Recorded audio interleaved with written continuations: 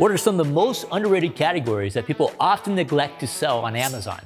To find out the answer to this important question, we decided to ask several Amazon sellers who have been selling on Amazon for many years and achieve incredible results on this platform because they are the right people to ask.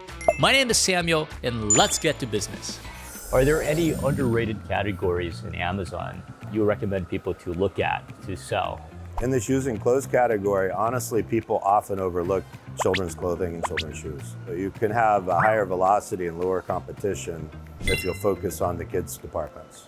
Hazmat and oversized. You have to be approved for the dangerous dangerous good. good. There's no really rhyme or reason or science to approval either. I've seen people get approval in a week, other people take over a year. But what we have seen is when you sell hazmat FBM, it actually kicks you up in front of the line. You can't sell dangerous goods yet. You can first do FBM first. Ship it out, get some sales on that, and then maybe you get faster for you. We've seen it happen in our community. I think it's maybe Amazon sees that you're selling the inventory already, so they build that trust. You know, Amazon, it's all about trusting their sellers. Again, I'd go back to industrial scientific, tools and home improvements, automotive actually. My business has had some success in automotive. So I think those three would be a good place to start that are a little less saturated. There's a lot of people that don't want to get into bulky product, but at the same time, there's a good opportunity in it. Or maybe fragile products, which is also a great opportunity, but not a lot of people get into it. But if you find a way to have a great packaging in your product, let's say it's a private label, or you're working with the brand that you can talk to them and see if you can do better packaging so the product doesn't break when they travels, that's where opportunities are. The other one is the brands that are doing great in the retail store, but they're not doing good in e-commerce. So I think that's a great opportunity because they already have the groundwork. When the groundwork is done, doing e-commerce with that groundwork is much easier. You know, you spend a lot less to position the brand. You spend a lot less in creating that workflow. That's what I'm looking for, the opportunity. So I think those two things are great to look for. So you're looking for retail brands that are doing quite well in the retail market, but not a lot of presence online. Yeah, and create that relationship with the brand because those big brands that are doing well in retail, coming some e-commerce seller to them, talking to them that you want to be exclusive on the platform, it's kind of hard. I would start to try to work together. I'm going to show you what I can do. You don't have to pay me anything. I'll buy your product. And with that, you can start the relationship, and then you have to actually prove. Let's say in some cases, the work I did, I showed them the sales that the brand does, I show them the listings, I give them all the data, and I tell them what I can do comparing to what it's being done right now. I think a lot of people shy away from apparel because it's hard.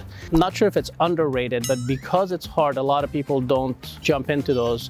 If you can become an expert in apparel or things that are sort of a little bit harder, right? Apparel has multiple sizes and multiple colors. So if you're gonna purchase it, understanding the process becomes a little bit more, but if you become an expert in that, you can really set yourself apart from everybody else.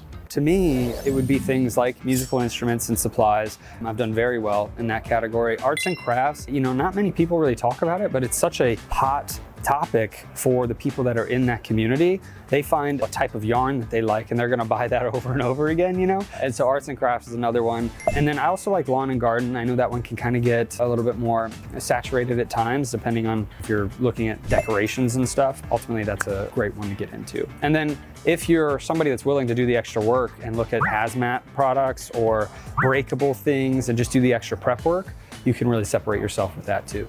I think things that aren't generally considered sexy, like your toys or your shoes, your makeup, beauty products, those are the things that people go after the most, but people neglect kitchen supplies, tools and hardware. A lot of those things, the competitions are a lot lower and you have more replenishability with them, so I think people should focus on those more. There's so much boring stuff. All these people want to just sell like Nike shoes and clothing, all this stuff that there's YouTube guides on for days on all of this stuff. But if you can actually get good at something that's not in a YouTube guide or there's very little information about, boring stuff that people need, there's a ton of money in that.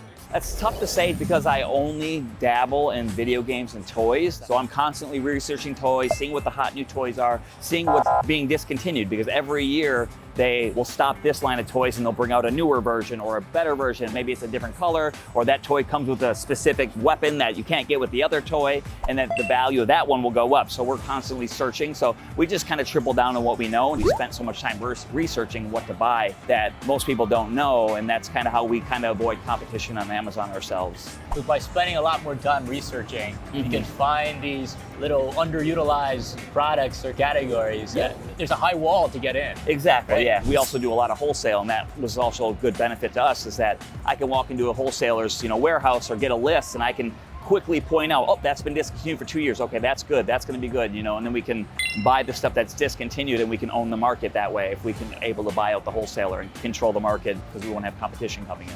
Honestly, the book category.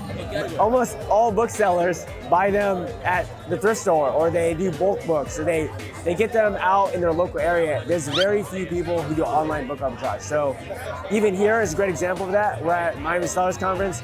I think there's only one other person here who actually is my business partner, Victor Gallegos, who does online book arbitrage. Everyone else is traditional OA, wholesale. So we're going around telling people like, hey, oftentimes in online arbitrage, margins are like 15, 20%. We wouldn't even look at that because there's so much opportunity because there are so few sellers.